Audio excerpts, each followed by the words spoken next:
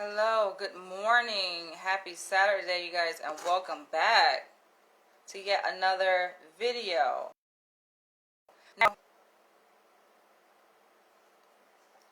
my phone is chopping up again. I don't know why. I thought it was an outside thing where when I'm outdoors and I'm near police receptors and helicopters, that is the reason why my phone is intercepted. My live feeds are intercepted, right? And it chops up. But apparently I'm indoors. I'm at home and it's still doing that. So I don't know. It annoys the shit out of me sometimes. But we will continue. So I actually have been receiving recently a few emails from this guy who wanted me to address his fantasy, right? And some ideas that he shared in an email. And I wasn't actually going to do a video on it. I actually was going to do a video. This video was actually going to be entitled my last video on cuckolding, right? But then I said, let me see what this guy is saying. And I realized that he had sent a few emails back to back, like within a span of a week's time, which I had not addressed. So I was curious, and I went to my Gmail and I searched the name, right, that he sent the emails under, and I realized that not only did he send those emails recently, but he had sent other emails, let's see, dating back to last year. So he sent, his first email that he sent to me was August 27, 2021, which I did address, and that was related to his fantasies of ball busting, right? So I addressed that already in I think in my MegaFest Cuckold series. Then he sent another email September 27th last year. I did not address it. He sent another one November 23rd. I didn't address it because I get so many emails and I just don't have time, and a lot of times these emails are pretty lengthy. Granted, I do encourage you guys to send like detailed email responses, right, so that I can get an idea of what it is you're talking about, but sometimes it just depends on what else I have on my plate. So yeah, so then recently he sent an email on February the 11th. And he addressed Dr. Francis Cress Welsing in the email, which kind of caught my attention. So I'm like, Then he follows up with another email 2 days later, February 13th. And when he sent that email, I'm just like, okay, this guy is a bit self-conscious, clearly, because he couldn't wait till I addressed the former email, right, that he sent on February 11th. It's like he just couldn't wait. Right, like he was unsure of himself, so he had to send another email. And it's just like patience is a virtue, right? You're not being overlooked necessarily. Like I always find a way to come around to you guys' emails. And by the way, if you sent me an email and I have not addressed it, feel free to reach out to me. All you have to do is forward the email that you sent to me. Just send it back or send a reply and just say hello. But more often than not, there's a strong possibility that I've already addressed your email. Maybe you had a hard time finding it in my videos because I didn't entitle the video relating to the content that you sent in your email. So there have been some videos that I made where I just kind of lumped a bunch of my responses to you guys' email all in one video. So I did a whole MegaFest series, so maybe it's somewhere in there. But I tend to, like, when there's like a lengthy email, like this guy has sent 6 emails, I think, total. I tend to kind of devote one video to that particular series of emails, and I make the title relevant, right, to something that was poignant in his email. So as you guys can see with this title, this is a white man. He identifies himself as heterosexual, straight, but he's saying that he's contemplating becoming a sissy. Not a full-blown out sissy, but I guess a partial sissy, right? I'm going to read you guys what he says in his emails. And then he talks about how his fantasy ties into black men becoming bisexual. It's like not gay, but bisexual, but really is gay, right? That's just how the black community sees it. If a black man crosses over and has sex with another man, he's gay, right? Now, he may identify himself as bisexual, but yeah, he's seen as gay. So I'm going to go ahead and jump right into his email that he sent. This was September 27, 2021. And feel free, for you guys who are watching, feel free to comment. Now, I want to finish this ginger juice. I actually would normally get like the big 32-ounce bottle of ginger juice by the Ginger People. They didn't have it, so I thought I'll get like the smaller size, but I don't know if the ingredients are different. It seems like maybe they added citric acid. It just tastes different.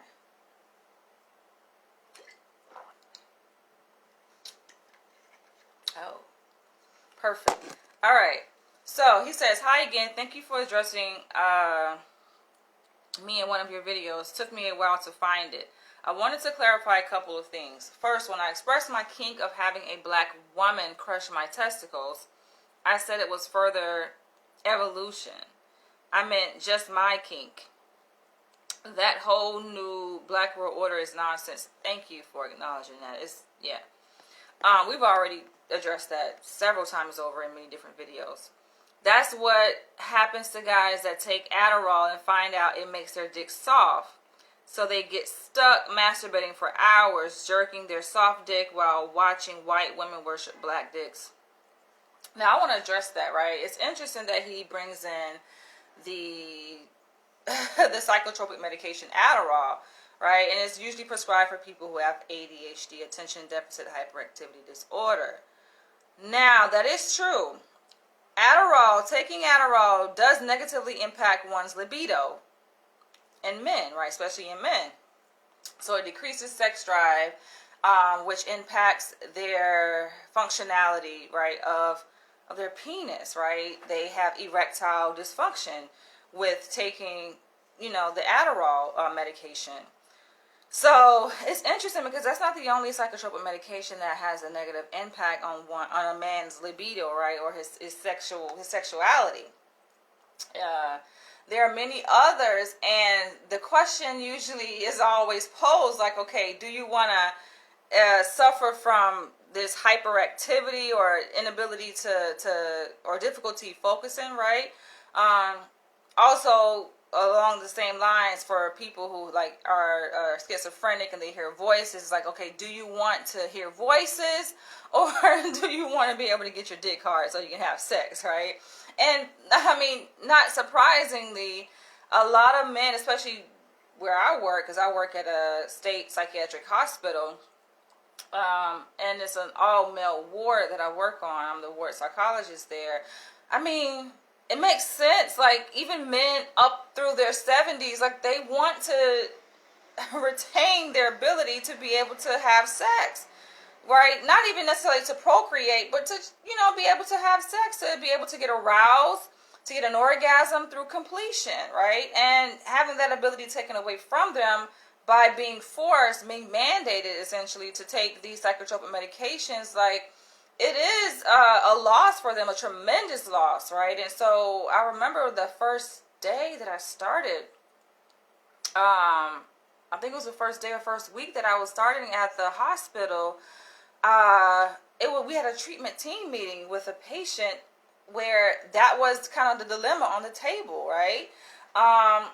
He's a sex offender, and they were thinking about giving him this injectable medication to curb his sexual urges, right? And it's leading to sexually inappropriate behavior.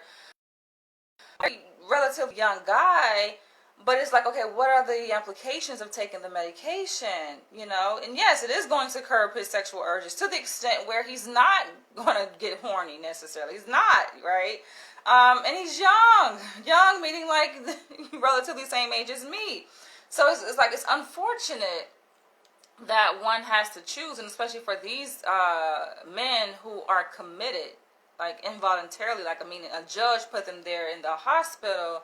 It's like they're forced, in a sense, to take it. I mean, of course they can refuse to take the medication, but then it goes against their treatment progress, essentially. So it delays their time to be able to get discharged. And of course, they want to be discharged at some point. They don't want to live there forever. So it's a catch-22, right? So here this guy says that's what's happening to guys that take Adderall and find out it makes their dick soft. Not that it makes their dick soft, but it pretty much keeps it there. All right. Sorry, guys. I have a weird sense of humor. But yeah, it keeps it soft. Like they can't get a hard on to save their life, right? So like he says, it gets stuck. Masturbating for hours, jerking, and of course this does not apply to all men, right, who have difficulty with arousal or has erectile dysfunction disorder, because there are many different causes of erectile dysfunction. Of course, medication is one, but stress can be a contributing factor to having issues with arousal, getting an erection and maintaining an erection through completion, right? So that there's no premature ejaculation. Because for some people, they can get aroused, right? They get their dick hard, but they ejaculate prematurely, and that's an issue too. So it's unfortunate, jerking their soft dick while watching white women worship black dicks. So they kind of live vicariously through these black men, right, who are able to sexually satisfy their female partner because they lack the ability, essentially, right? So he's bringing in that aspect too, this whole dynamic of cuckolding. He says, do a couple hours of that and you get bored and push it to new extremes, right? It's like at some point it gets played out. So you want to explore other avenues for getting yourself aroused and also pleasing your partner. However, he says, that as far as it goes, I guarantee you as soon as they shoot their load, they realize how ridiculous that is. Now, I'm wondering, how is it that you're able to shoot a load if you're not able to get your dick hard? I've never seen such a thing before. Make it make sense. It says, so when I said evolution, I meant only in the way my own fetishes keep changing. It is a cause for concern because becoming a full-blown sissy takes a while. It's a developmental process, right? Within one's sexual identity and sexual expression. It's not like, okay, you wake up one day and then you're like, all right, I'm out the closet, I'm a sissy, right? You have to think about so many factors. I mean, a big part of the coming out process, from what I understand, especially for men, I think it's easier for women because it's more socially acceptable for women to be gay, right, or bisexual than it is for men, irrespective of race, right? So a big issue that they face is being accepted. Like, how is my family going to receive me, let alone the society at large, right, or other people within my community? And I think a big part of the struggle is wrestling internally with that struggle that you have, like, internally with yourself, right? Because most people, y'all essentially, we're socialized in society to behave a certain way, right? To hold certain beliefs. And we internalize those beliefs, right? We make it our own. And so you don't really have to hear someone over your shoulder telling you, oh, well, that's gay. You're not supposed to do that. Oh my gosh. It's like you've heard that so much that now it's become your own internal voice in your head, right? Even if you were to go, even if you were to go to an environment, to a space that's very welcoming, you still would have that internal struggle because you've already been brainwashed, essentially, right? You've already been socialized to a significant degree. So I recognize, yes, he's right. It is a process. It's not as easy as just making a decision and saying, all right, this is what I want to do. And I'm going to just do it. And I think for some people, when they do reach that point to say, okay, this is what I want to do, I am going to live my life as a gay man or a bisexual man or a sissy, right, is that they thought about it. They put a lot of thought into it. And a lot of that thought process is thinking about what other people are thinking about you. That's the part I hate, irrespective of this conversation, right, or this issue, just like in general. I mean, I feel like we as human beings should live our lives, right? You're not hurting anyone else, so live your life unapologetically, right? But yes, that is an important factor. I mean, we don't live in a vacuum. We don't live on an island. We live in the context of a society with other people that you can't, get away from. And the ideas of other people, more importantly.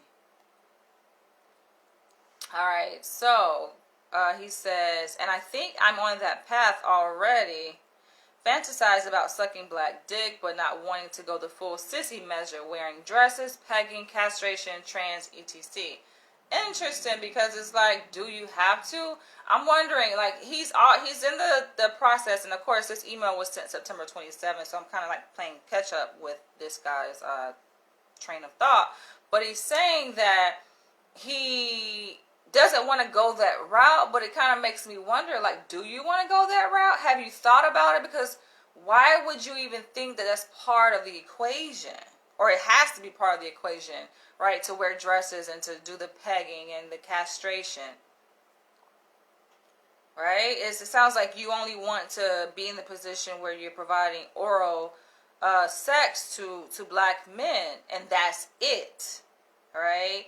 You still want to maintain your masculinity in your outward expression of how you dress, and probably even how you interact, like how you behave,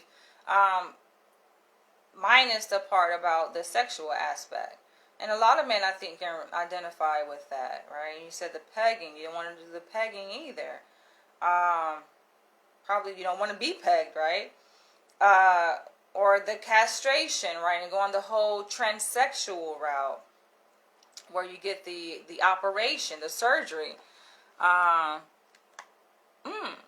Now, I'm curious to see, this goes for the person who sent this email and also anyone who can relate, like, what is it about wanting to retain that part of your anatomy?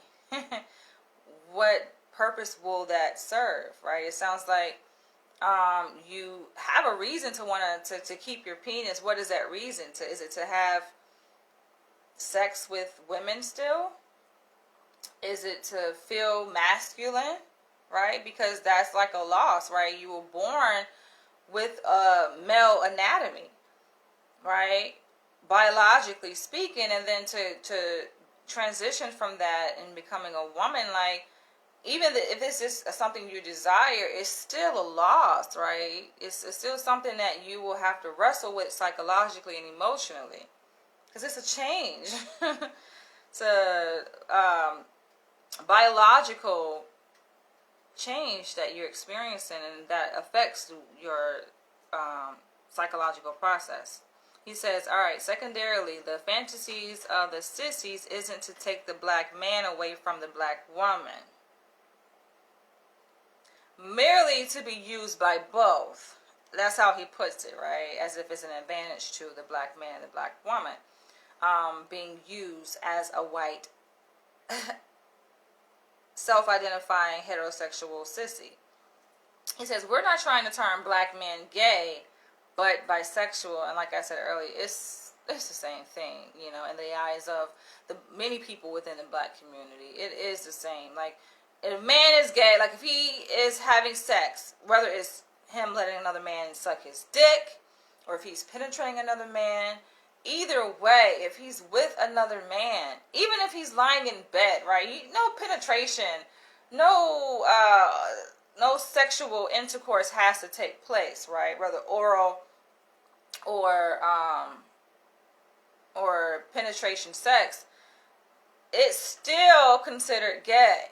If men even lie in the bed, if they kiss each other, right? It's just like calling it as it is, not trying to beat around the bush, just like the approach that the black community takes. It's like, it is what it is. It's like, not that people are judging. You do what you do. I make that clear here in my videos. This is no judgment zone. You do what you do, but the issue is, calling it as it is, right? If you're gay, you're gay. Some people call it two-spirited, right? Meaning that you have an equal balance of the masculine and feminine energy, right? And with that energy that you possess, of course, it's going to lead to an attraction to people of either sex. So that's how it makes sense. It's supposed to snow today. I just checked the weather forecast, and I'm like, it's in the freaking 30s. Whew. And it says it's going to snow. See how that goes. He says the relationship would be entirely sexual.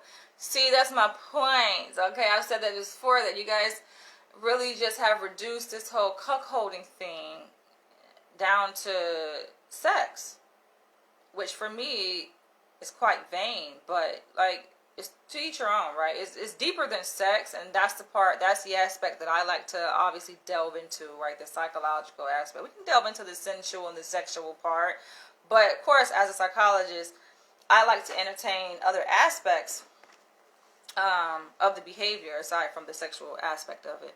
I, of course, only speak for myself, but I think this is a general attitude of the group. The ideal sexual encounter for most... Oh, and by the way, you guys see I have my glossy face. That's Vaseline. Vaseline's the only thing that works for my skin because I have dry skin. The ideal sexual encounter for most is just that, and a sexual encounter.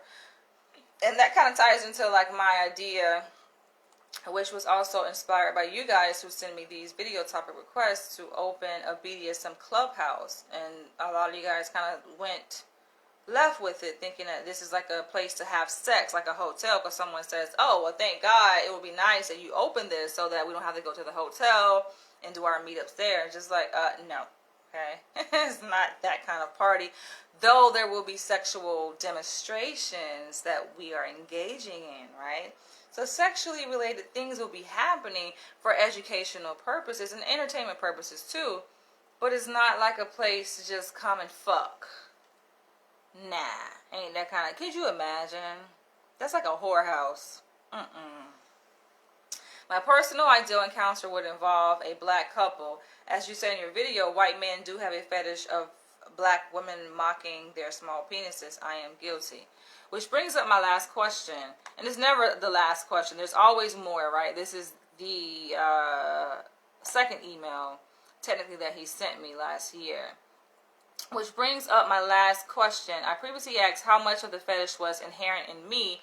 Obviously, some since it started before puberty, and how much have I cultivated? Oh, and going back to the idea of white sissy, right? Him being a white sissy, you know, kind of being attracted to heterosexual black men and turning them gay.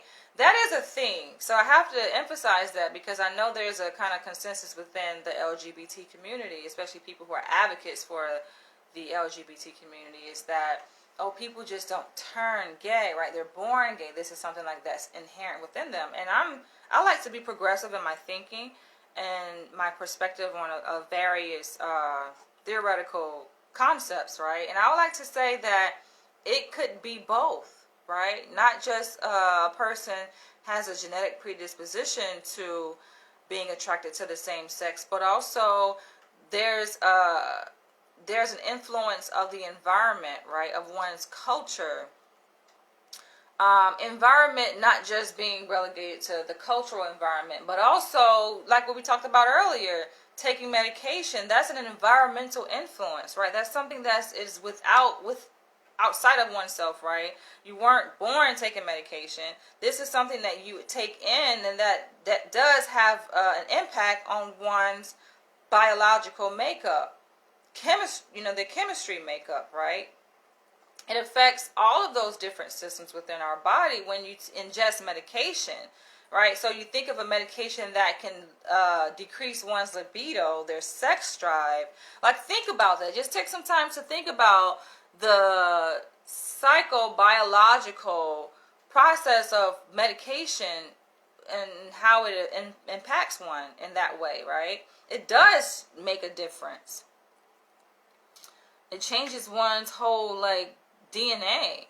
You think about it. So to say that, okay, you know, the only way a person can be gay is if they were born that way. No, there's so many different types of influences that can shape one's behavior. And I think it's kind of ironic that when we talk about studying human behavior, right, we look at it through many different lenses when it comes to all different types of behavior. But when it comes to homosexuality, it's like, oh, homosexuality is the exception. That's the only behavior within humanity that cannot be influenced by one's environment, right? When we look at you name any kind of behavior not related to sex. You look at crime, right? You look at anything. We look at it through the lens of biology. We look at it through the lens of sociology, right? Which ties into the cultural, the environmental influences of one's behavior, the societal influences of one's behavior. You look at it through one's neuropsychology. But I think that's kind of funny, though, when it comes to homosexuality. Oh, we just automatically dismiss environmental influences. All right. And even thinking about psychodynamically, looking at the early developmental stages and how that definitely can play an influence on a person's proclivity towards being attracted to the same sex, right? A lot of men who have been raped as children will admit to this. All right. Continuing. I think it may be rephrased as how long have white men had this fetish. It's kind of hard to tell without the internet. All right. It says internet. All right. I'm thinking he's saying internet, but I know it started before that because of Pam Grier. Okay. I imagine you are familiar with Pam Grier. Yes. I have watched movies that she's been in, black exploitation movies, like he says. While she was doing the black exploitation movies, she was serving more than one fetish. The most obvious one being the bondage raping stuff, which I found detestable.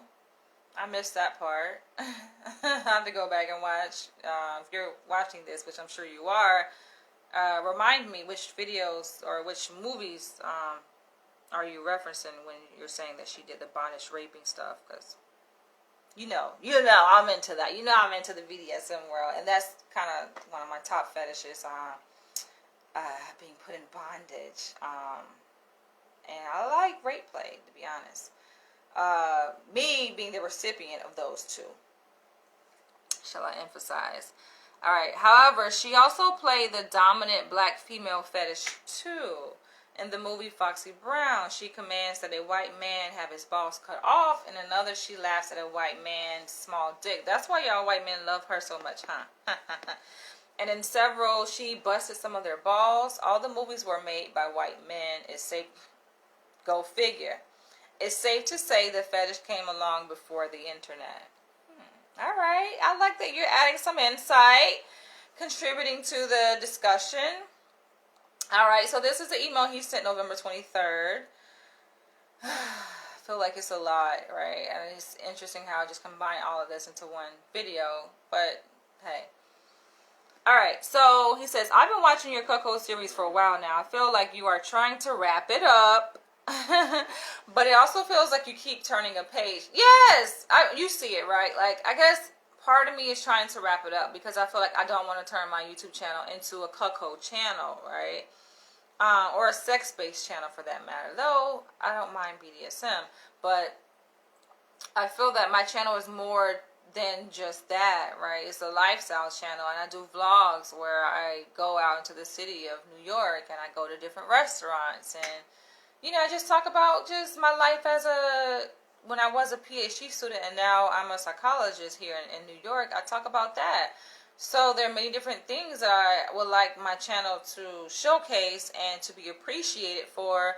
But it seems like the videos that get the most views are these videos relating to interracial sex and cuckolding and sissification. And it's just like, not that I'm opposed necessarily to talking about those things, because I find a lot of different things fascinating. Otherwise, I wouldn't do videos on it. So clearly I do have an attraction to exploring these topics. However, I just don't want my channel to be like disproportionately, skewed in that direction.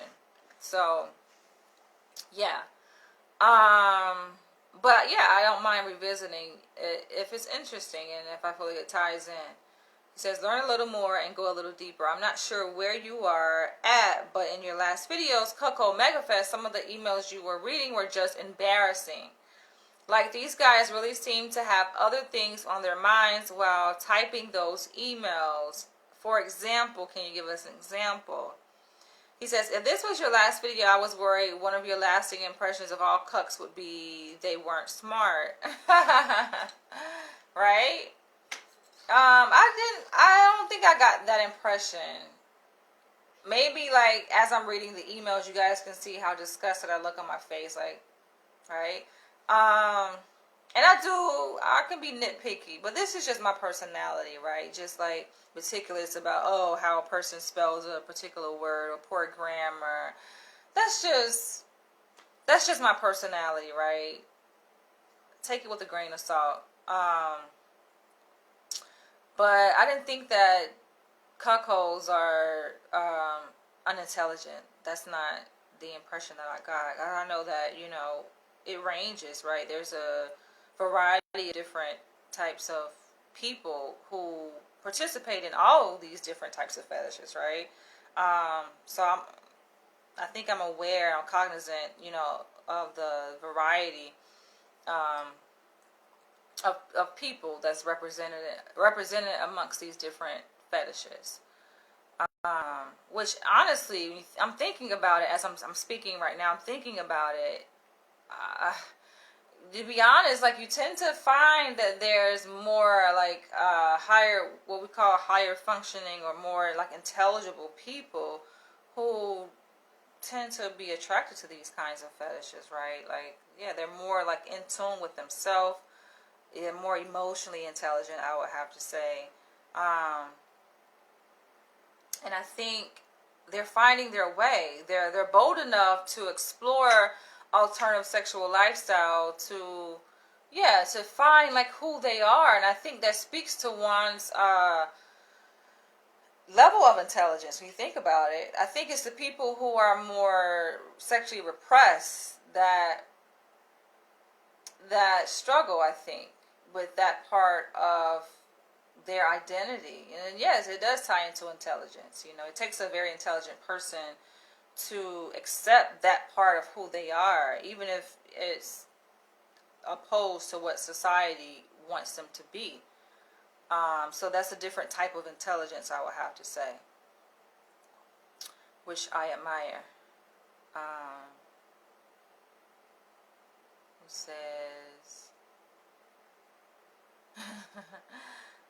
if this was your last video, I was worried one of your lasting impressions of all cucks would be they weren't smart, or rather it was a matter of intelligence, especially if you're able to like verbalize these things, right, about yourself, right? Then yeah, because like, there are people who just are attracted, they're drawn, they're pulled in different directions, right? And they don't even know why that they're pulled in that direction. So I think, okay, you may not know why, right? But it's one thing to not know why. It's another thing to just stay in that ignorance of not knowing, like, maybe it serves them.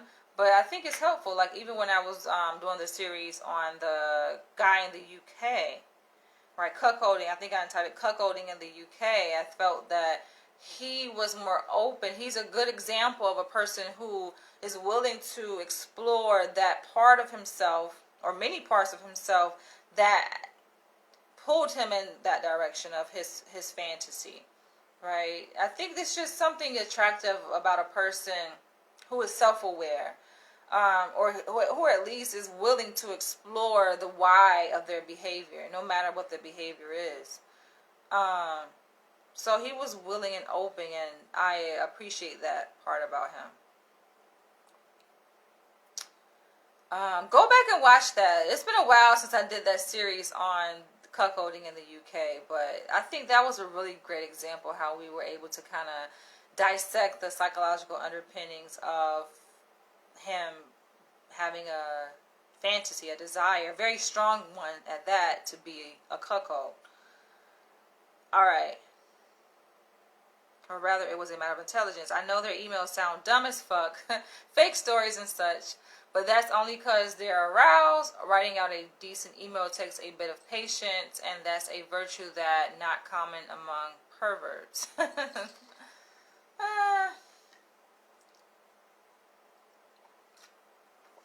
Alright. Sure, some of them are dumb, but I don't think it's a fair measure to gauge the culture by. Alright, fair enough. If you are wrapping the topic up, then alrighty, I'll miss it, but I understand wanting to be done with it.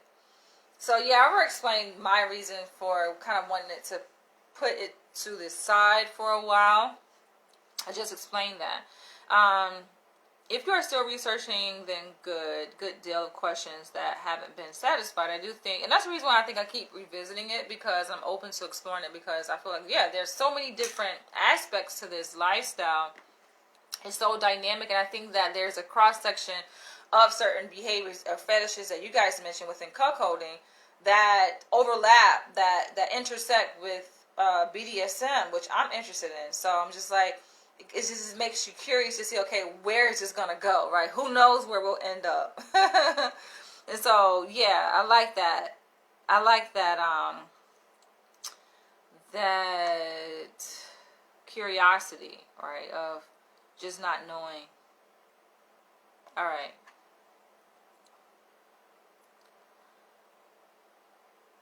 I do think you have a book material. Oh, yes, I definitely do have a book material here, and especially being an author, writer myself.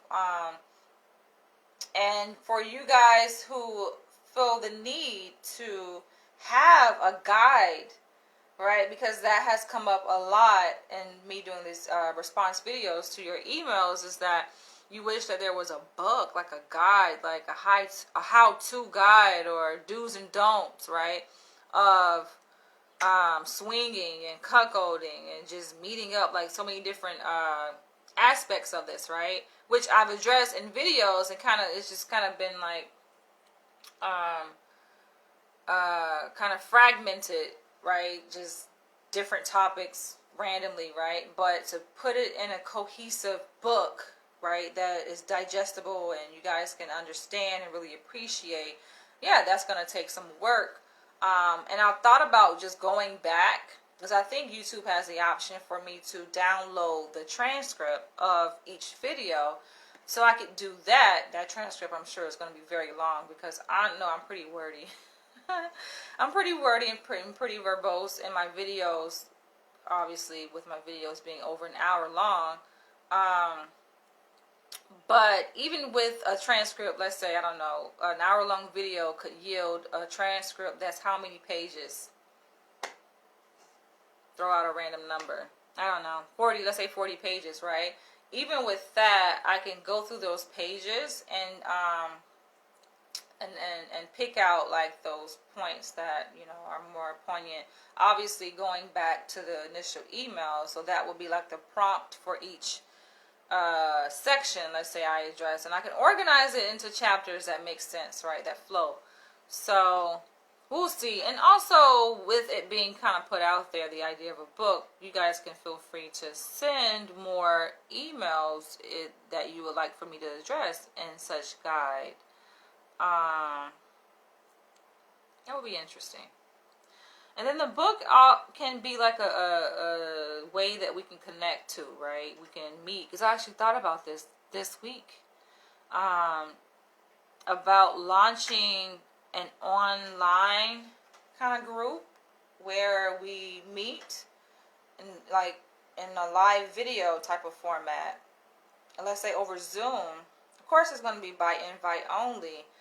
And we can talk about these things, right? It's one thing for you guys to send me an email and I will do a response, but that's not really interactive. I want to make it interactive where you may not have to necessarily show your face unless you want to. You feel comfortable, okay, you turn on the camera. But some of you guys may prefer to remain confidential or anonymous. You can just keep your camera off, but we can hear your voice and you can, you know, provide your input, you know, as we're discussing these things in a mature way. I guess my only concern would be yeah, like the perverts, right? Jacking off to us talking or something like, yeah. But that would be fun. Of course, I think the ideal would be to meet in person. I've said this before. Just to have a space here where I live in New York City where we could just come together. I can see it happening, and it's going to happen. I've made videos about that, and some of you guys have expressed interest in joining this clubhouse, so that's a great thing. I just need more. We need more people expressing interest, right? Because, like I said, you guys are going to fund this. You're going to fund it, right? I'm going to manage it. And kind of oversee the operation, but it's you guys, you know, this is your thing. So let's do it. Go to my website. Go to the video that I made on opening a BDSM cuckold clubhouse, and in that, if you see, like in that video, there's a link that I put in the description of the video. Just click on the link and then fill it out. That way, it comes to me and I know, okay, who's interested. So we can be able to make some serious moves. Alright. And you've already done a bit of legwork, so I hope you keep at it. You could, if you wanted to, make a poll and link it with your videos. Start collecting info on the cucks. Alright, yeah, do research. That's what I like to do. I'm a researcher, right? So I definitely could do that, which I've done that to an extent with my interest form that I was just talking about, right? Where you guys can go on my website and indicate, you know, who you are, express interest in different aspects of cuckolding and BDSM. That way I can get an idea, okay, what do you guys like? You know, what brings you here, right? So that is like a small little survey that I have embedded within that form. But also, I think what he's saying is just to get like more statistical data on you guys, right? In terms of demographic and, yeah, age and race and location and all the things that we've talked about. That would be interesting. Yeah, I'm open to that. Make a checklist of the kinks. Do you have a small penis? Do you have a fixation on black cock? Da, da, da. If you like, I can plug your vids in some forums. I mean, you guys are free. My videos are public, so you guys feel free to share the links. I mean, don't try to make me look bad, though, right? Like, you're free to do whatever with the links, but listen, don't be sitting up here trying to, you know, paint me in a negative light, which I don't think that you guys would do that anyway, right? We're on good terms. He says, if you do more serious research, you should do some interviews. Yeah, I've been thinking about that. And you guys actually brought this idea to me of doing consultations, which at the time when the idea was brought to me, I was finishing up my PhD program, in a full-time internship was pretty like intense. So yeah, even though I was still doing video responses during that time, like I just didn't want to take on other responsibilities, right? And doing consultations, because you guys were offering like to pay me. It's like I don't want to like take on that new obligation knowing that I'm not able to meet it, right? So I just said, okay, pause on that for right now, or at that time. But now, you know, I've transitioned, I've graduated, you know, I'm a full-time psychologist, and my schedule like is pretty workable. So yeah, I'm open to these ideas, and I thank you. I appreciate you for sharing examples of some things that we can do, like he says, doing like research studies or surveys. He says online, doing some interviews, online, phone, and in person. I'm thinking online is just much more convenient, right? But definitely in person too. Each medium will change the way people talk. Some more liberating, some more forceful. Exactly. It just adds a whole nother layer, right? If it's in person. Like I was just saying, it's different, you know, me reading your emails and then creating a video response versus, let's say, us doing this live where I'm meeting one-on-one. And I add someone, let's say, to the live video Probably I won't do it like on this platform. Like here I'm recording my videos live on Facebook and then I download, then upload them to YouTube. Probably won't be that way in terms of like a interview style. I would probably take the interview to Zoom. I think that's a better platform for that. And then do invite, right, for the interview. So it will be like a small studio audience, so to speak. Because I have to admit, not like even when I record my videos here, I mean, there are some people who are interested in the subject matter, but my audience is mostly black, pro-black at that, African-centered. So this topic has nothing to do with that. It's related, right, when you think about interracial aspect of it, but it's different. So I would rather take that idea, the idea of the interview on Zoom. Even when having group discussions too, like, yeah, I think Zoom is a good platform for that. And then in person.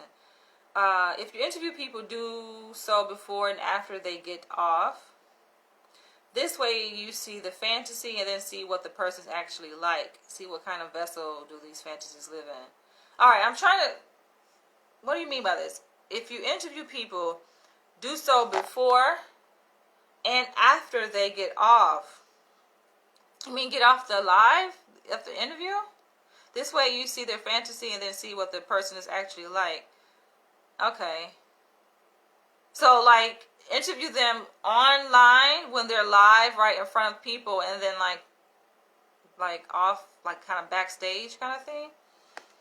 Alright. If you want to keep at mostly because I disagree with what the cause is, as you stated.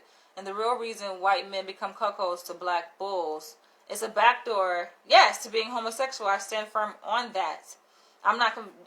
He says I'm not convinced of it. I'm not trying to convince anyone. That's my thing with my videos. Like, I'm not here to convince. I'm convinced, and that's all what matters. Like, I'm sharing my perspective. But make it make sense, though. You're saying you're not convinced, though I'm not trying to convince anyone. You're a contradiction. What did you just say? That you, as a heterosexual white male, wants to become a sissy, and you have interest in turning a heterosexual black men sexual, but it's not a backdoor. It is a backdoor approach. If you're gay, just say you're gay. Don't go through the route of being a cuckold to say, oh, I'm going to date a woman, right, as a heterosexual man, and I want to satisfy her. So to the point where I'm going to introduce the idea of her being sexually satisfied by other men outside of our relationship. Right, I'm gonna propose this idea to her, and she's gonna buy into it, right? Because she just wants to be fucked really good, and I'm not meeting that need for her. And then I'm just gonna watch her have sex. But meanwhile, my dick is still getting hard too, right? So there is really, I would say, a primary gain. One would say, okay, that's a secondary gain for the man who becomes a cuckold. But no, it's really a primary gain, right? Because that's what you wanted to do all along, right? That's what the gain is for you. It's not really about her, but you're using her. I'm not saying this is the case for all cuckold men. Some men are honest enough to admit it. He says the question of is it gay comes up a lot in this topic, and I think that's your own internal struggle. A lot of men struggle with this, not wanting to be called gay, right? Because I said that cuckolding is a backdoor approach to homosexuality. And your issue is not whether it's a backdoor approach to wanting to be sexually satisfied or entertained by another man, because you agree that, yes, you are a part of that fantasy. You want to do that. Your issue, right, is with the label of homosexuality and gay. Who gives a fuck, right? That's something that, like, you already admitted, right? I think this was the first email that we read, that it's difficult for you. That's a whole process, right? Like, you don't want to go all out sissy. It's a whole process for you. So that is your internal struggle. And once you reach a different level within that developmental phase of your sexuality as a seemingly heterosexual man, then it would make sense. But we were just talking about this at my workplace, right? Because we have so many different types of trainings that are offered. And there's a training that came up on transgender, I think. Transgender, transsexual. Granted, we only have like less than a handful. You can count like on 2 fingers how many patients we have there at the hospital who identify as trans. But yeah, they're pressing this idea of us taking the training. I'm like, listen, I'm not taking it. It's optional, by the way. But I just completed a 5-year, very intense PhD program. And don't you think if you're enroll in a PhD program during these present times that yes, that's going to come up. That's like a topic, a hot button topic that, yeah, is covered already within that training program and across different training programs, right? There's no way you can go through a graduate program almost in any subject matter, especially as it relates to people, which psychology clearly does, that you're not going to have a class or, you know, even other classes that touch upon that, right? Because that's the present reality that we face. So yes, I'm pretty much well informed and versed in that subject area. And what was I getting at by saying that? To say that, so yeah, we were saying at work how like, yo, there's so many different labels, right? So many different vocabulary terms that are used within this whole paradigm of the LGBTQIA phenomenon, right?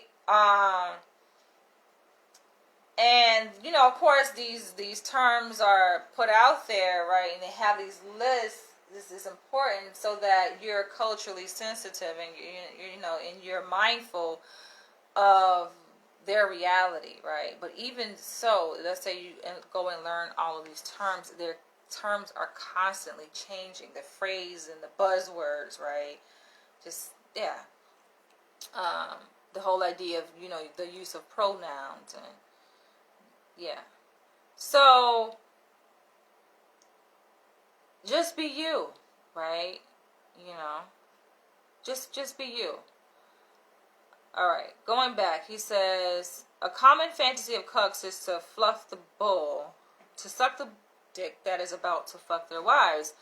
Men sucking dick sounds super gay, so I understand why you came to that conclusion. This isn't about what it sounds like. It is what it is. It is what it is. Like, this is a part that annoys me here, right? And you can clearly see that I'm getting annoyed. It's just like, I don't know. I get it that this is a developmental process, right? So there are people, you know, who dibble and dabble within certain aspects of, you know, this lifestyle. And there are different points, right? There are different stages of people. You already admitted in the first email that we read that it's a whole process for you. You're not there yet. So I get it. And you can clearly see that you're not there yet because you're not comfortable in your identity as whatever you want to call yourself, right? You can make up whatever name. You don't even have to identify yourself as gay. You can make up whatever name you want to call yourself. Like I said, some people call it just two-spirited being, right? Whatever they feel safe identifying as, right? Because there's so much stigma surrounding homosexuality and gay. I get it. You got, in the same vein, you have black people who do not want to be called black or identify themselves as African American. Doesn't mean they're not. Like, yo, your ass is black, okay? You got Negro features, your Negro hair, you are freaking black. But I get it from a political correct, you know, stance that, all right, you don't want to identify as black, a color, or African because you're not born in Africa. Though you can see that genetically speaking, you're a descendant of African, right? So I get it. Call yourself what the hell you want to call yourself. That's the beauty of being an American.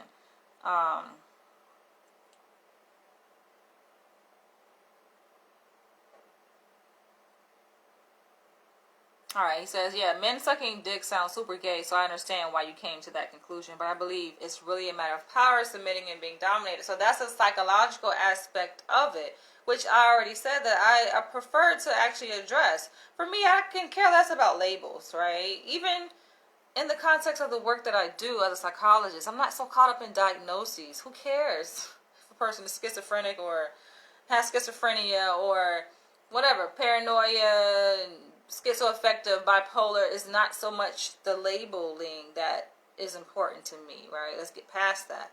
And so, right, you said that it's a matter of power, submitting and being dominated. Yes. Sexual attraction exists on a spectrum. Yes. And I'll admit we're probably closer to the middle than others. But we're not sucking cock because of our sexual... Who cares? Why do you have to emphasize that, right? I think you're just trying to avoid the stigma that is attached to identifying yourself as gay, right?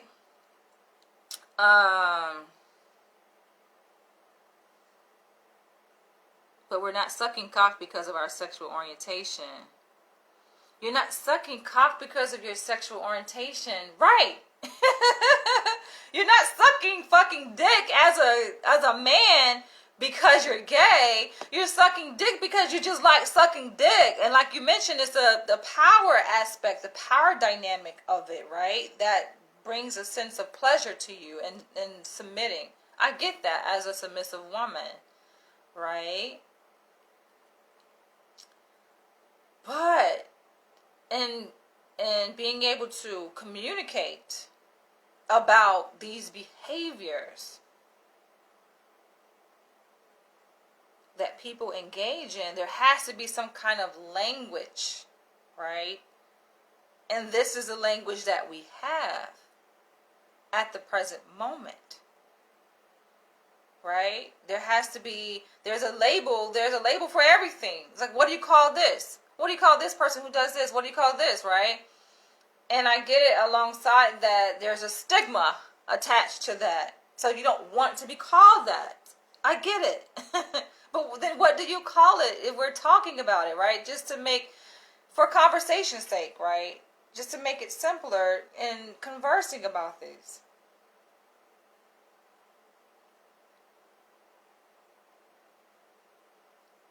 All right.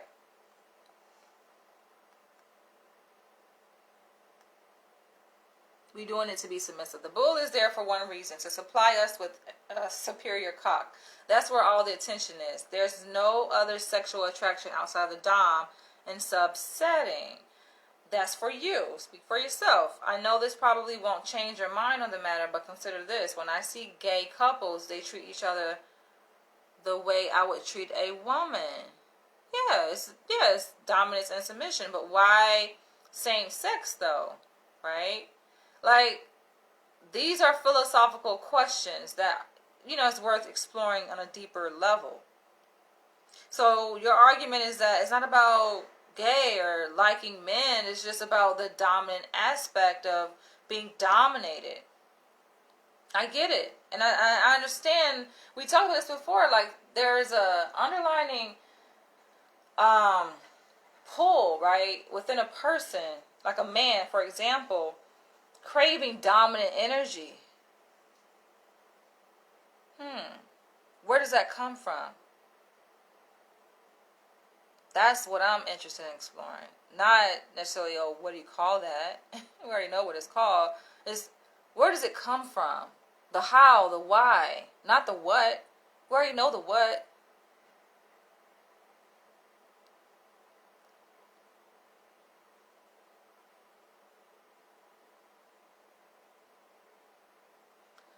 So when I see gay couples, they treat each other the way I would treat a woman. Holding hands, kissing, snuggling, flirting, etc. Yeah. Normal, right? That to me is not just unattractive, but slightly repulsive, to be honest. Now I'm confused. I'm confused, right? You say, when I see gay couples, they treat each other the way I would treat a woman. Holding hands, kissing, snuggling, flirting. How is that repulsive? Because they took it beyond the sexual aspect of just fucking. No, they're living their life. If anything, like I said before, like, I actually admire that more than people who are just trying to say, oh, like, undercover with it, right? Because they're not really quite comfortable in that reality. So it's almost like, okay, they're doing it behind closed doors, or maybe at their convenience, right? Maybe they don't want it 24/7. They just want it, in the bedroom, right? Just to feel that domination as a man by another man, right? They don't want to live this like out in public and public display of affection towards another man, because it's not that deep for them. It's just sex. But I got a question that's like, just sex, huh? Even when I think about like my role as a submissive, right? And of course, I live it 24/7. And then you have men who identify themselves as doms, and it's just like, how can you be a dom if you just only do it in the bedroom? How does that make you dominant? Okay, you're sexually dominant, right? But beyond that, it's just, that to me is repulsive. Alright, it's just not entirely accurate to say we are gay when 99.9% of our lives we will have no attraction to men. Alright, you have a point. You have a point there. You're just gay in the bedroom. Alright, let me stop.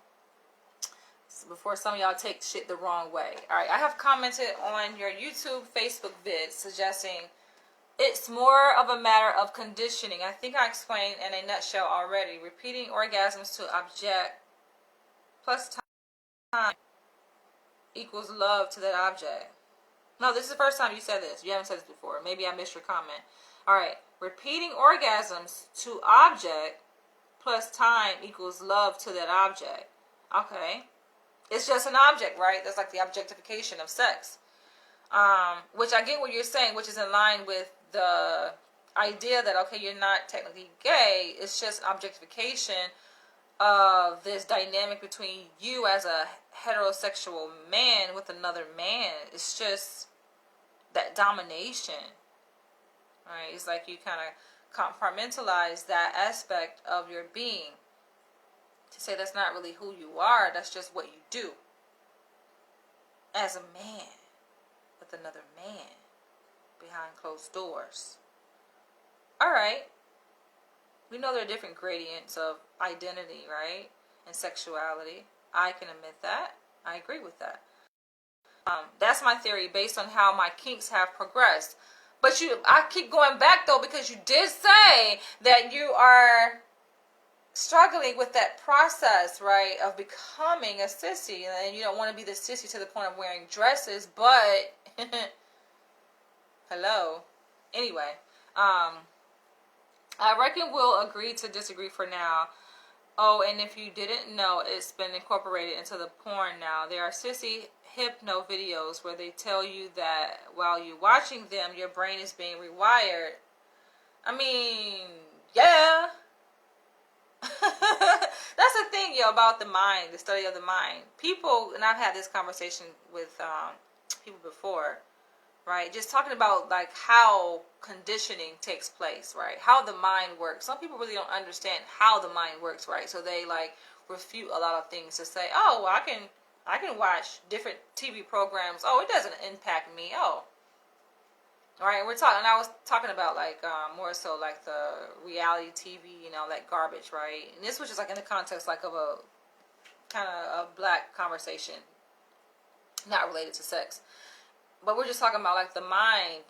And yeah, this guy's like, yeah, I can watch whatever. He was like, it's the weak-minded people who allow that to negatively influence them by watching these reality TV shows, right? With the drama, right? And fighting and all that fucking garbage, right? And I'm like, not necessarily. It's not about being a weak mind. It's just about understanding how the mind works, and that programming, hello, it's called TV programming for a reason, happens on many different levels, most of which you're not even conscious of, right? So there's a degree of programming that, okay, you're watching this and you're aware, like you're cognizant of, okay, what's playing out between the characters, the actors on the show. But then there's a whole, there's levels to the shit, right? There's levels to it where there are things happening and that have been strategically designed and written, just scripted, right? As a person who has studied filmmaking, I've been to film school, right? We're talking about the many different aspects of putting together a scene in a frame. Not just what the actors are doing, what they're saying, but the clothes that they're wearing, right? The angles and the movement of the camera, the lighting, the design of the set, the colors. Like, it's so much that goes into filmmaking and putting together these scenes that you see that are shown before your face at rapid rate, right? Within a frame, you don't even catch it. You're not even aware. Now, the people who make it, right? That's why I love and I appreciate the behind the scenes more so than I do the actual program sometimes, because yeah, you just learn so much, and yeah, I just like the how of things. And so yeah, the people who make it obviously are definitely aware of whatever the agenda, whatever like they snuck in there and you didn't even see it. Hello. But it is there. So right, he's talking about Sissy hypno videos where they tell you that while you're watching them, your brain is being rewired. Yes, so that conditioning, that rewiring is taking place, and you're laughing. You're like, oh, it's just entertainment. Ha ha ha. Hello, that they use things that are funny to make it more easily digestible, so that it slips easily past that filter, right? We all have filters, right? Which has been shaped by society, by our parents, first and foremost, of what's bad, what's good, right? A lot of things slip past that filter very easily. And then you're laughing to it, right? And then before you know it, like, yes, your perspective, your ideology is changing slowly. I just looked at, like, for the best example for me, most recent, is the condition that took place with COVID, right? Now, we're not debating whether the virus is real or whether it's not. For me, I was more concerned with how the conditioning took place of getting people to go from not wearing a mask, right? Not social distancing, not having any kind of concern or fear about being close to another person, standing next to another person, right? Breathing in air. Like, have y'all really took the time to think about that? To really analyze, like, how they did this? How this conditioning took place? Of course, there's a lot of, the media, people watching fucking hours and hours of fucking TV. Just sitting there watching the news, seeing all of these tragedies of people dying left and right from COVID. This was like back when the virus first happened, right? 2020. And all of these fucking scare tactics. And yeah. Put on the fucking mask. Some people wear fucking 3 masks and still caught COVID. But listen, it's not about COVID. I'm just saying, we're talking about the mind is powerful. And studies have shown this. You can get a person to do anything, right? Anything. You get a person to do anything you want. That to me is scary. The virus to me was never scary to me. I never was afraid of I was afraid of the power of social conditioning. Just complete change, right? Like wow, we live in a totally, like, just to see the evolution, like, wow. COVID is a great example, but of course it's happened in many different eras of our society. How people just changed. 9/11, for example. people are just so complacent with it. Or sorry, compliant with it. It's just like, wow. People are really robots. People can be programmed. Alright. Knowing you're fucking up your head. Knowing you're fucking up your head up is part of the arousal now. Regret is fetishized. But it's cuckold regret. Cock-sucking regret. Or sissy regret. Right. Like, I can relate to, like, just watching porn, right? I don't watch porn on a regular or anything like that. But I, of course, have watched porn. And it's just some feeling. It's the feeling you get after you watch it. It's like, ugh. Like, it's while you're watching, it's very, like, titillating and arousing. And then, it's after, it's just like, ugh, I don't watch this shit no fucking more. It's disgusting. If a man takes his fetish too far, wife leaves him, sucks a dick, and finds it to be traumatic experience, actuality, gets castrated. What? If a man takes his fetish too far, where his wife leaves him, sucks a dick, and finds it to be traumatic experience. Okay, yeah. Because that's another concern that people raise. Like, okay, well, I want this to happen. I want to be able to see my wife get fucked by other men. But then, what if it becomes traumatic for her? She has an adverse reaction, which most likely she will, right? Because within her mind is a belief system. She's been conditioned, right, to behave a certain way as a woman, to believe a certain thing in ways as a woman. And then she does this, right, to really please you. That's why I say it's really not about her. That's the fucking, that's the oxymoron to it, right? It's like, that's the irony to it. It's like, if a woman wanted to do this, right, she came to her husband, her male partner, and said, I want to be fucked by other men, then his ass wouldn't want to do it, right? But it's just, when a woman doesn't want to do it, he wants to do this, and she doesn't want to do it, right? It's interesting.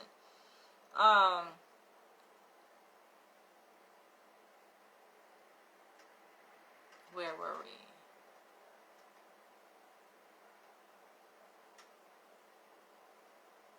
Yeah, it can have some negative implications. Doing these kinds of things is important to be aware of, like what the outcome could be, right? And what kinds of difficult emotions will surface, what to expect, you know?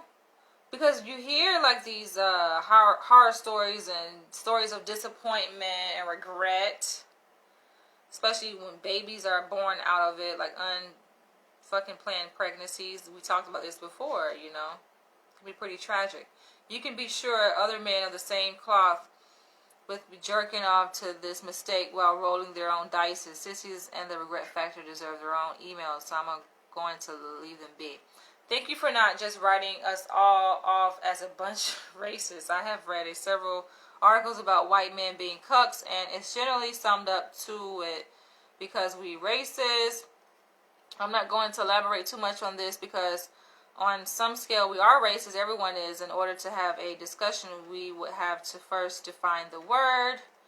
Well, a lot of people don't know what racism is. And racism, first of all, racism is a system, okay, that we all, no matter the race, play a role in. Black, white, Hispanic, it don't matter. Puerto Rican, Italian, Russian, we all play a role in racism.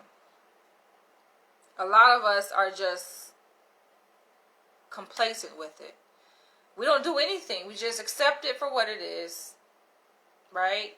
That's playing a role in racism. You don't fight against it. If you sit back and watch atrocities happen to a group of people, then you are a part of that atrocity. But yeah, racism is systematic. It's systemic, right? It's interwoven in the different laws of our society, of the institutions of our society, right? Which negatively impacts the quality of life for a group of people at the benefit of another group of people. Racism is functional, so yes, it serves a purpose. clearly. But at what expense? Let's not act like we don't know what the hell racism is, right? It's not about liking a person. Oh, I don't like you, or because you're black. Nah. It's deeper, it's bigger, it's a bigger system than just liking. That will be called prejudice. Secondly, there's a lot of race play, so it certainly looks bad, and some of it is actually quite bad. There are pornos of women screaming they want nigga dick. Because I wouldn't know. I'm very far removed from this whole porn world, you know. Like I said, I'm not really big on porn, but the kind of porn, I guess, videos, I would say, because it's unfortunate that, you know, if it's a bondage video, it falls under porn. But I do like videos that have like a storyline to them, you know. And I like bondage videos. Really no intercourse happening, right? It's just very, like, sensational. We are already kind of riding a thin line, and then to have those types of pornos in the same category as us, it takes a bit of work to diffuse them for the rest of us. But that's like a whole other essay, so I'm going to leave it be. You're trying to say, like, there are certain types of porn, for example, race play, that contaminate interracial cuckolding porn. One can say the opposite, right? Or the reverse. It can say that interracial cuckolding porn contaminates fucking BDSM, race play. So I'm going to leave it be and simply say thanks. I have a small cock, but I'm not a fucking racist. Listen, you participate in the system of racism. Everyone does. Since these fetishes are layered with overlapping kinks deeply woven into the psyche, built-in contradictions that create a variety of nuances that differ from person to person. I can only speak for myself. Wow, that was a mouthful. Let's read that again. Since these fetishes are layered with overlapping kinks, absolutely, which I said before, deeply woven into the psyche with built-in contradictions that create a variety of nuances that differ from person to person, I can only speak for myself. And while trying to figure out others, just have to keep in mind things will not be as they appear. They will not always make sense. A man eagerly sucking a dick may not... he keeps going back to that. Why do you feel the need to prove yourself or to convince me or anyone else for that matter? A couple may have some edgy race play and not be race. That's two totally different things, buddy. That's two totally different things. But I get it, you know. You're just trying to draw a parallel between men who engage in homosexual acts, such as sucking dick, is similar to interracial people engaging in race play, right? Not being racist. A woman may have a rape fantasy but does not want to be raped. I masturbate to the thought of having my testicles crushed, but I do not in fact want my testicles crushed. The only hard truth in the matter is that we're all I wouldn't consider like, I don't even believe in the word, well, no, I won't say that. There are perverts, right? But if you have a fetish or a fantasy, like, that doesn't make you a pervert. I don't like that, right? Or being called like a freak. People give the label freak to things and people that they don't understand, I would say, or that they disagree with, right? Because if you agree with these things and these things are normalized, right, in the general population, then it wouldn't be considered freaky. How is it freakish? Right? Well, how that make you a freak if you're doing things that everybody does, right? So a lot of things are just taboo, not really seeing that a lot of these taboo things are just practiced by the general population. Sorry for the long email. I'm gonna try to wrap this up because we have been going for a long. I know it's been over an hour. Yes, I definitely want to wrap this up. So there may be a part 2 to this. Sorry for the long email. To be fair, this is in response to several of your hour-long videos. I'm like, is that snow? Thank you for trying to normalize cuckolding. Love the t-shirt idea. Would it end up backfiring? Sure, probably, but the thought of have an old hidden kink brought out in the open is an exciting notion in both a normal sense as well as sexual. It will be liberating to be out. I just think, like, okay, I get it. We've been locked down for, like, the past 2 years, right? But it also depends on where do you live, right? I live in New York. New York City is very, I would say, liberal in terms of sexual practices and being socially acceptable or accepting of alternative sexual lifestyles, right? Like, it's like anything goes here in New York. So much to the extent where you can see, like, I saw a video of a guy laying on his stomach on a table on the platform inside a subway, train station, getting an ass tattoo with his ass all out by another man. And people were just walking by. Like, totally remiss. They don't give a fuck, okay? Like, people are so focused on their own lives, they just don't care. And they see things like that, like, out of the ordinary so much that it becomes normal. That shit is normal to a lot of New Yorkers. So it's just like, okay, big deal, he's getting a fucking ass tattoo, right? In public. In a train station. So it does depend on where you are, which I'm curious to see, you guys who are watching my videos, where do you live? Because the whole t-shirt idea, you said it could backfire. I'm like, you clearly don't live in New York, because that will be considered, like, things like that out of the ordinary are cool to New Yorkers, right? It's like, oh, I was wearing a I am a cuckold t-shirt, right? Big fucking deal. It's different. People like different things here in New York.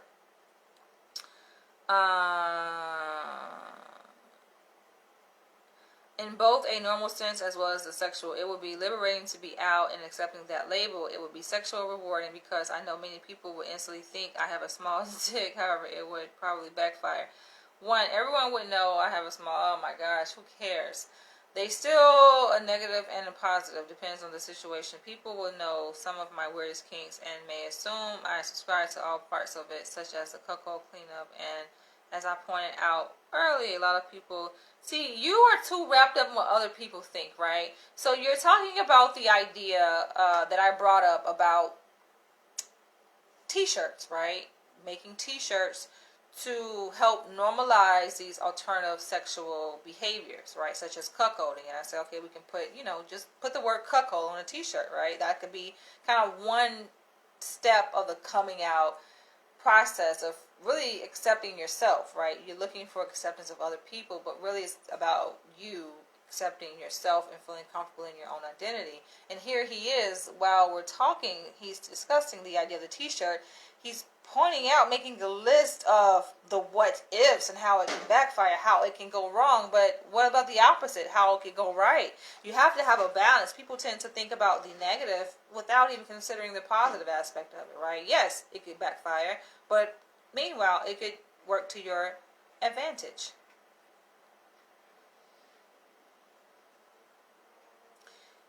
And when you're talking about how it could backfire, it's hyper focused on what other people think. Everyone think I have a small dick. Everyone think that maybe I like to do cleanup, and like, who fucking cares? I think you want people to think that. That's why you went that direction. I can see more negatives than positives in wearing a shirt labeled cuckold. Alright, well, don't do it. I'm not here to convince anyone, okay? I have better things to do than to try to convince grown-ass people of anything, right? I like to share my perspective. You agree or you don't. Doesn't change my life. If I ever find myself in another country by myself, I might try it, though. You don't need to worry about protecting my name. It's a fake name, as is my YouTube and Facebook accounts. No, I don't disclose anyone's name at all. P.S. In your video, pencil dicks, did you do that on purpose? Your videos are arousing by the very nature of them, but the time, length, and the academic style renders them poor masturbating material. Why would you want to masturbate to my fucking video? You disgusting ass motherfucker. And besides, the very first time I've been able to maintain my composure. Talking about the time length and the academic style. Good, that's a good thing. I'm going to make sure I maintain that approach of being professional. Not that I'm trying to be, but this is just who I am. And he said the length is what makes it for poor masturbating material. Good, thank you. Doing something right. I've been able to maintain my composure, but in your latest video, you were laying out solid SPH. Okay, help me understand. I'm tired, so I have not eaten breakfast yet. It's 10:14 in the morning on a Saturday. And I do have somewhere to be at 12:30. I'll probably leave here at 11:45. So I'm going to wrap this video up. He says, and I swear at times you look like you knew exactly what you were doing. Was that just an honest, innocent talk, or were you really throwing us a bone? No, I always know what I'm doing. But how you interpret what I'm doing is all you. That's all on you, bruh.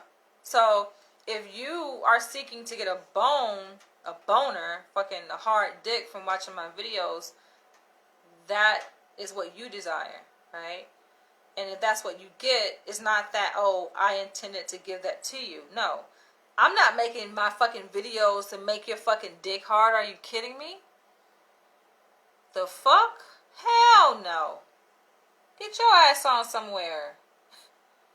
The hell?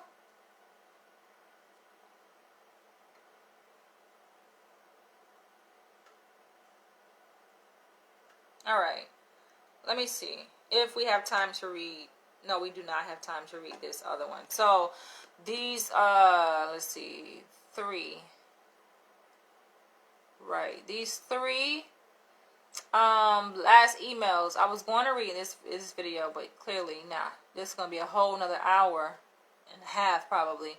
So, I'm going to come back and do a part 2.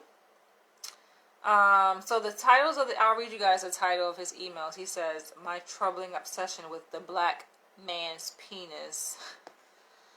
That's where he brings in the discussion of Dr. Francis Cress Welsing, which he's backing off of what I said. And then he sends a follow-up email saying, to clarify, blah, blah, blah. And then he sends another email with pictures. So I'm going to address that in my next email, you guys. Not now. I am going to end this video. But feel free to drop your comments below. Okay? Share this video. Let me know what you guys think. I'm about to have me some food. And I'll catch you guys in the next one. I think we did a great job here in this video. We covered a lot of ground. I know there were a few guys watching here and they were just silent.